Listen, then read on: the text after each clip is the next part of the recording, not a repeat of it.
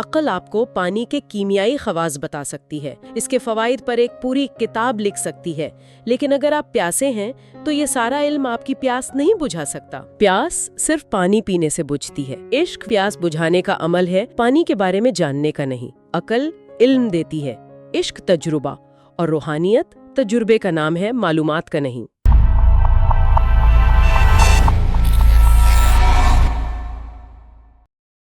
مولانا جلال الدین رومی کی کائنات میں جہاں منطق اور حساب کتاب کے پاؤں تھک کر رک جاتے ہیں، وہیں سے عشق کے پروں کی پرواز شروع ہوتی ہے۔ وہ عشق جو محض ایک جذباتی کیفیت نہیں بلکہ کائنات کے چھپے ہوئے اسرار کو دیکھنے والی وہ آنکھ ہے جسے مولانا خدا کا اسطرولاب کہتے ہیں، یعنی وہ باطنی پیمانہ یا آلہ جس کے ذریعے انسان کائنات اور خالق کائنات کے ان پوشیدہ اسرار کا مشاہدہ کرتا ہے جو عقل کی گرفت میں نہیں آتے۔ آج ہم مولانا رومی کے اسی فلسفے کی گہرائی میں قدم رکھیں گے کہ عشق کی اصل حقیقت کیا ہے اور کیوں یہ عقل کے بنے ہوئے ہر محدود دائرے سے آگے نکل جانے کا واحد راستہ ہے۔ تو آئیے اس سفر کا آغاز کرتے ہیں۔ اب عشق پر بات کرنے سے پہلے میرے خیال میں یہ سمجھنا بہت ضروری ہے کہ عقل کی جگہ کیا ہے، کیونکہ اکثر لوگ یہ سمجھتے ہیں کہ شاید مولانا رومی عقل کے مخالف تھے۔ جی بالکل، یہی ایک عام تاثر پایا جاتا ہے، لیکن حقیقت اس کے بالکل برعکس ہے۔ وہ عقل کے مخالف ہرگز نہیں تھے، وہ تو اس کی حدود کو پہچانتے تھے۔ وہ کہتے تھے کہ عقل ایک بہترین خادم ہے لیکن ایک بہت برا آقا ہے۔ اس کا کام دنیاوی زندگی کو منظم کرنا ہے، یہ منطق کا، حساب کتاب کا، تجزیے کا ایک آلہ ہے۔ اس کا جو بنیادی مقصد ہے نا، وہ ہے حفاظت اور بقا، یعنی سروائیول۔ تو یہ ہمیں نفع نقصان سمجھاتی ہے، خطرات سے بچاتی ہے۔ بالکل، ہماری زندگی میں ایک نظم و ضبط قائم کرتی ہے۔ یہ وہ روشنی ہے جس میں ہم دنیا کے راستے دیکھتے ہیں، فیصلے کرتے ہیں۔ تو یہ ایک انڈسپینسیبل ٹول ہے، ایک لازمی آلہ ہے جس کے بغیر دنیا میں گزارا ہی ممکن نہیں۔ ناممکن ہے، اس کے بغیر تو ہم ایک قدم نہیں چل سکتے۔ لیکن ہر آلے کی ایک حد ہوتی ہے، جیسے ایک خوردبین سے آپ ستارے نہیں دیکھ سکتے اور ایک دوربین سے آپ جراثیم نہیں دیکھ سکتے۔ صحیح۔ اسی طرح عقل کا دائرہ کار بھی محدود ہے۔ اس کا دائرہ مادی اور حسیاتی دنیا ہے، یعنی وہ چیزیں جنہیں ناپا جا سکے، جن کا تجزیہ کیا جا سکے۔ تو پھر وہ کون سا مقام ہے جہاں آ کر کہتی ہے کہ بس اس سے آگے میرا راستہ نہیں؟ وہ حد کہاں سے شروع ہوتی ہے؟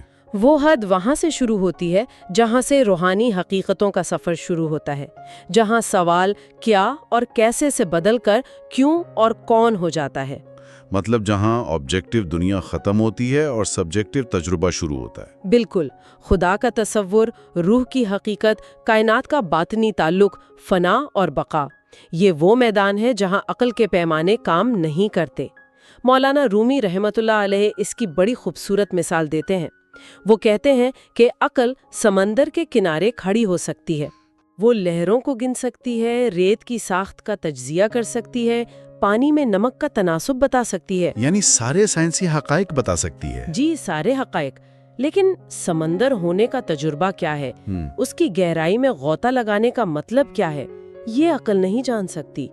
اس غوطہ زنی کے لیے ایک بالکل مختلف صلاحیت درکار ہے، اور وہی مختلف صلاحیت عشق ہے جس کی طرف آپ اشارہ کر رہی ہیں۔ یہیں سے بات واقعی دلچسپ ہو جاتی ہے۔ اگر عقل کی ایک حد ہے تو یہ عشق کیا ہے جو اس حد سے آگے جاتا ہے؟ یہ محض ایک شدید جذبہ تو نہیں جیسا کہ عام طور پر سمجھا جاتا ہے؟ نہیں، بالکل نہیں۔ اور مولانا رومی کے ہاں عشق کو محض ایک انسانی جذبہ سمجھنا اس کے مفہوم کو بہت محدود کر دینے کے مترادف ہے۔ تو پھر یہ کیا ہے؟ ان کے نزدیک عشق ایک کائناتی قوت ہے، ایک کازمک پرنسپل۔ یہ وہ بنیادی حرکت اور کشش ہے جو کائنات کی ہر شے کو اپنے اصل، اپنے مرکز کی طرف کھینچ رہی ہے۔ ہر شے کو؟ مطلب صرف انسانوں کو نہیں؟ نہیں، ہر شے کو۔ یہ وہ توانائی ہے جس نے پوری کائنات کو تھام رکھا ہے۔ ہر ستارہ، ہر سیارہ، ہر ذرہ ایک انجانی کشش میں مبتلا ہے اور اپنے کل کی طرف سفر کر رہا ہے۔ یہی کشش عشق ہے۔ تو انسان کے اندر جو عشق کا جذبہ پیدا ہوتا ہے وہ اسی کائناتی قوت کا ایک چھوٹا سا عکس ہے؟ بالکل، وہ اسی سمندر کی ایک لہر ہے۔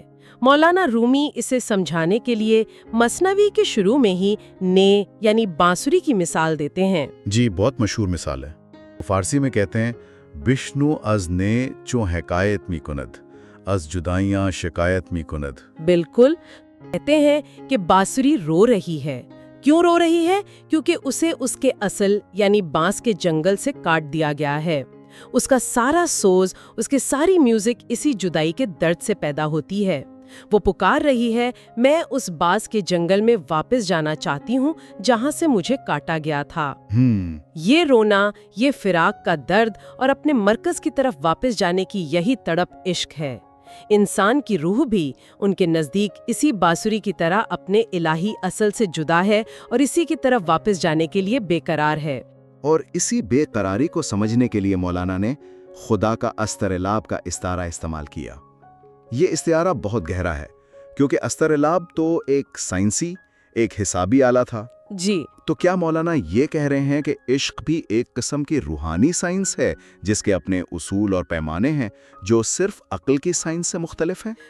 देखें, अस्तर-ए-लाब एक पेचीदा आला था जो कायनात के ज़ाहिरी नक्शे को समझने, सितारों की पोजीशन मालूम करने, सिमत का तायुन करने में मदद देता था। जी, नेविगेशन के लिए। बिल्कुल, लेकिन वो सिर्फ नजर आने वाले आसमान की पैमाइश कर सकता था। मौलाना रूमी कहते हैं कि इश्क रूह का वो अस्तर-ए-लाब है जिससे वो रूहानी हकायक देखे और समझे जा सकते हैं जो अक्ल की दूरबीन से नजर नहीं आते। वाह!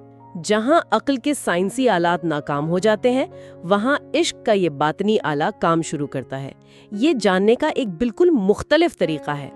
अक्ल चीजों के बारे में जानती है, इश्क उन चीजों को हो जाता है। ये जानने और हो जाने में क्या फर्क है? इसको थोड़ा और वाज़े करें। अक्ल आपको फासले से मालूमात देती है, ये इल्म है। इश्क उस फासले को मिटा देता है, ये वजूद का हिस्सा बन जाता है, ये तजुर्बा है। ठीक है, ये हो जाने का तसव्वुर हमें अमली जिंदगी की तरफ लाता है। हम अक्सर इश्क की दो अक़साम सुनते हैं, मजाजी और हकीकी। मौलाना रूमी के निज़ाम फ़िक्र में इन दोनों का क्या ताल्लुक़ है? क्या मजाजी इश्क यानी दुनियावी मोहब्बत एक रुकावट है? यहाँ एक बहुत आम गलत फहमी पाई जाती है और मौलाना रूमी का नज़रिया इस मामले में बहुत इनकलाबी है। वो मजाजी इश्क को रुकावट नहीं बल्कि एक पुल या एक सीढ़ी के तौर पर देखते हैं।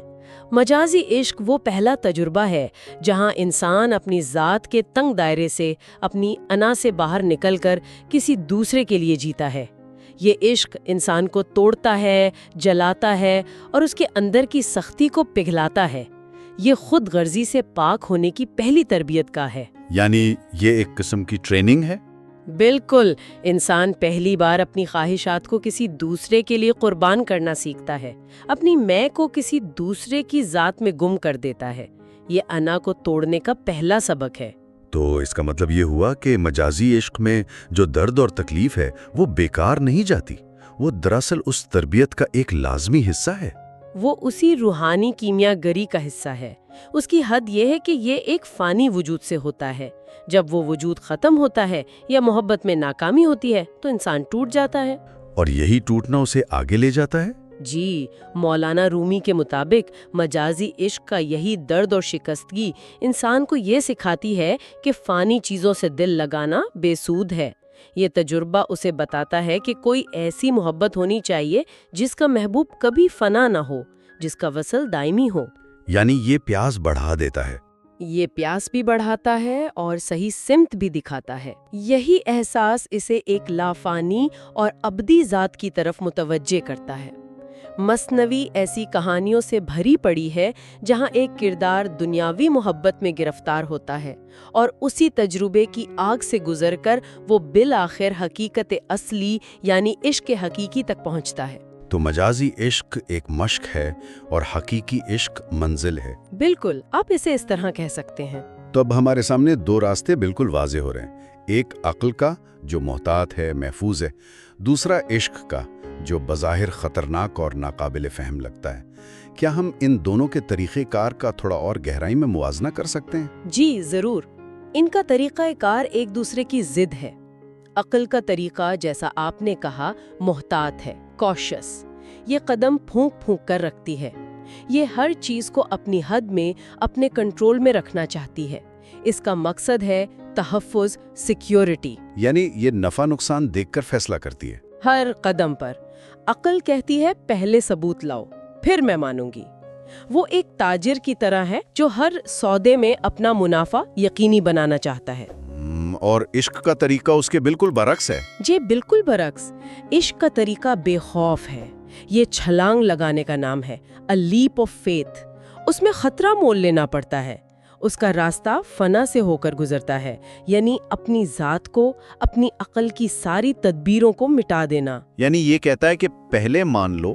عشق کہتا ہے پہلے مان لو پھر تم خود ثبوت بن جاؤ گے۔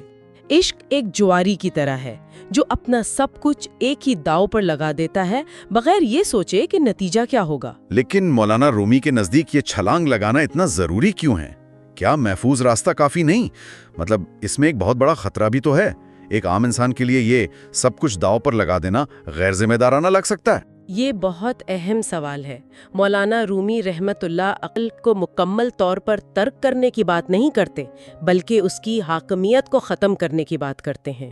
وہ کہتے ہیں کہ دنیاوی معاملات کے لیے عقل کا استعمال کرو، لیکن جب روحانی حقیقت کا سفر درپیش ہو تو اس کی رہنمائی پر بھروسہ مت کرو۔ یعنی اس کی جورسڈکشن سے باہر ہے۔ بالکل۔ یہ چھلانگ لگانا اس لیے ضروری ہے کیونکہ روحانی حقیقت کا تجربہ عقل کے محفوظ دائرے میں رہ کر کیا ہی نہیں جا سکتا۔ یہ ایک ایسا سمندر ہے جسے کنارے پر بیٹھ کر نہیں سمجھا جا سکتا، اس میں کودنا پڑتا ہے۔ یہ وہ روحانی تجربہ ہے جو الفاظ اور منطق کی گرفت میں نہیں آتا، اسے صرف جیا جا سکتا ہے، بتایا نہیں جا سکتا۔ اس کی کوئی مثال دے کر سمجھا سکتی ہیں؟ جی، جیسے عقل آپ کو پانی کے کیمیائی خواص بتا سکتی ہے، اس کا فارمولہ H2O سکھا سکتی ہے، اس کے فوائد پر ایک پوری کتاب لکھ سکتی ہے، لیکن اگر آپ پیاسے ہیں تو یہ سارا علم آپ کی پیاس نہیں بجھا سکتا۔ پیاس تو پانی پینے سے ہی بجھے گی۔ بالکل، پیاس صرف پانی پینے سے بجھتی ہے۔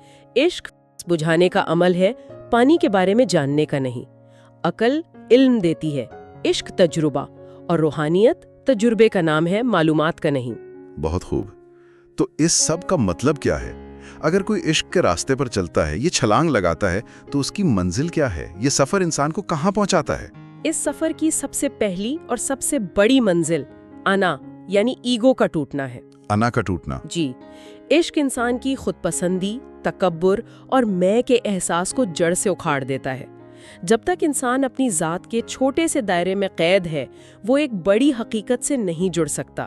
مولانا رومی کہتے ہیں کہ جب تک میں کا بت کھڑا ہے، خدا کا جلوہ نظر نہیں آ سکتا۔ عشق اس بت کو توڑنے والا ہتھوڑا ہے۔ اور اس میں کے ٹوٹنے کے بعد کیا ہوتا ہے؟ کیا انسان اپنی شخصیت کھو دیتا ہے؟ کیا وہ دنیا سے لاتعلق ہو جاتا ہے؟ نہیں، یہ بھی ایک غلط فہمی ہے۔ وہ اپنی محدود شخصیت کھو کر ایک لامحدود حقیقت کا حصہ بن جاتا ہے۔ یہ سفر انسان کو خود سے آگے لے جاتا ہے۔ مولانا رومی کے نزدیک انسان کی تکمیل، the completion of the human being، اسی میں ہے کہ وہ اپنی محدود ذات کو لامحدود حقیقت میں فنا کر دے۔ اس کی کوئی مثال؟ جی، جیسے ایک قطرہ جب سمندر میں گرتا ہے تو وہ اپنی قطرے والی شناخت کھو کر خود سمندر بن جاتا ہے۔ وہ ختم نہیں ہوتا بلکہ لامحدود ہو جاتا ہے۔ وہ پہلے سے زیادہ حقیقی اور طاقتور ہو جاتا ہے۔ بالکل، اسی لیے عشق صرف راستہ ہی نہیں بلکہ خود منزل بھی ہے۔ ذات کا مٹ جانا اور حقیقت مطلق سے جڑ جانا ہی اصل مقصد ہے۔ تو آج کی گفتگو کا خلاصہ یہ ہے کہ مولانا رومی کے نزدیک عشق محض ایک جذبہ نہیں بلکہ ایک کائناتی قوت ہے جو عقل کی بنائی ہوئی دیواروں کو گرا دیتی ہے۔ جی، یہ ایک ایسا سفر ہے جو انسان کی انا کو توڑ کر اسے اس کی اصل وسیع تر حقیقت سے جوڑتا ہے۔ یہ جاننے کا نہیں بلکہ ہو جانے کا راستہ ہے۔ شاید انسان کا سب سے بڑا سفر باہر کی دنیا کو کھوجنا نہیں بلکہ اپنے اندر کے سفر پر نکلنا ہے، تاکہ وہ اس خود کو تحلیل کر سکے جو اصل مشاہدے میں سب سے بڑی رکاوٹ بنا ہوا ہے۔ شاید اصل مقصد کچھ نیا جاننا نہیں بلکہ اس پرانی اور محدود شناخت کو مٹا دینا ہے جو ہمیں حقیقت سے جدا کیے ہوئے ہے۔